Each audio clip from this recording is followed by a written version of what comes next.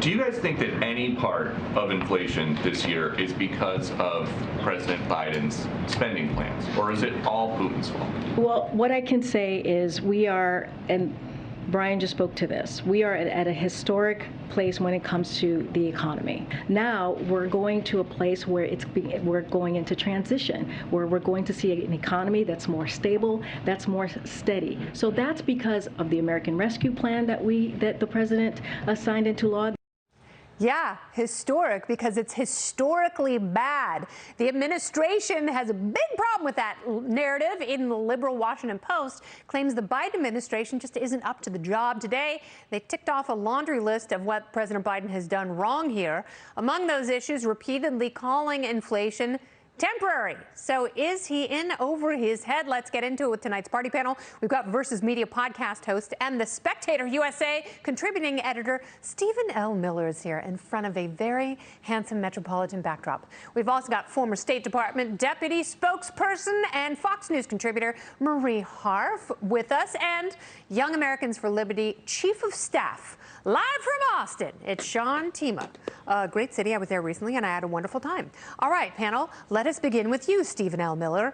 It feels like they've got a playbook that is more about blame than solving things. Walk me through this.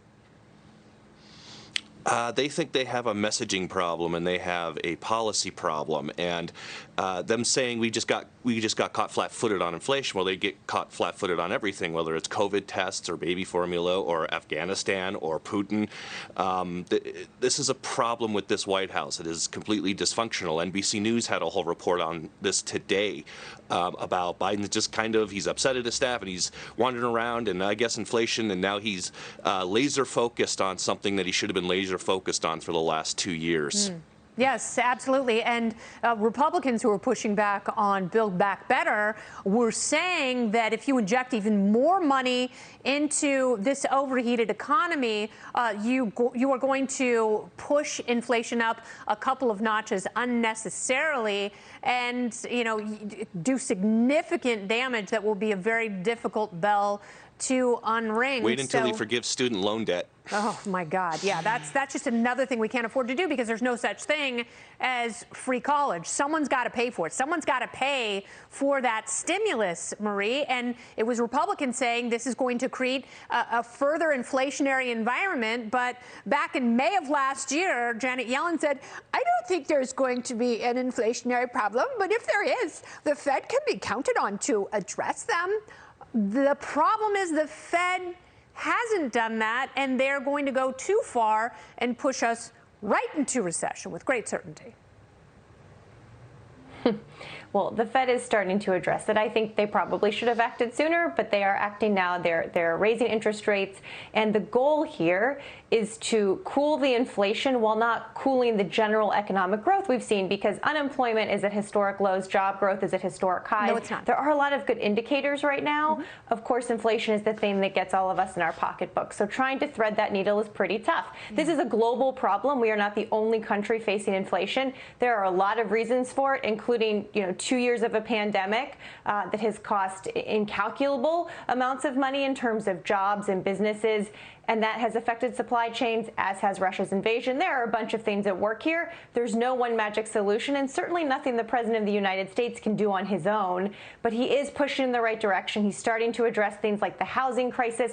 All of these play into a bigger picture here. We want to address inflation, but not cool the economy in general, because we have seen economic growth. It's been important, I think. Yeah, but that's what happens when you raise rates too quickly. And that's what happens when the Fed thinks that it can tamp down inflation by raising rates. There hadn't been a rate hike since 2018. So 4 years later, we've had two in 2 months, Sean.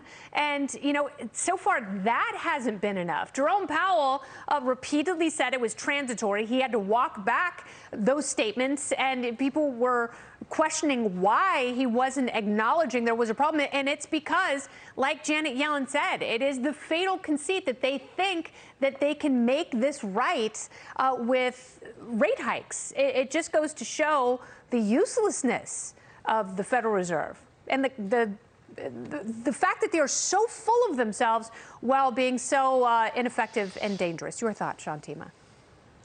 Well, absolutely. Well, first of all, the Biden administration owes an apology to the American people for gaslighting them into thinking this inflation would be temporary or not a big deal. But as of today, he owes an apology to them, to the American people, for working with the Fed to try and solve the problem. The Fed cannot solve the problem. The Fed is the problem, and we've got to end it, return to sound money. When you've got 80% of all dollars in circulation printed in the last 2 years off of these crony stimulus bills that went to the politically connected, of course we're going to have this kind of inflation.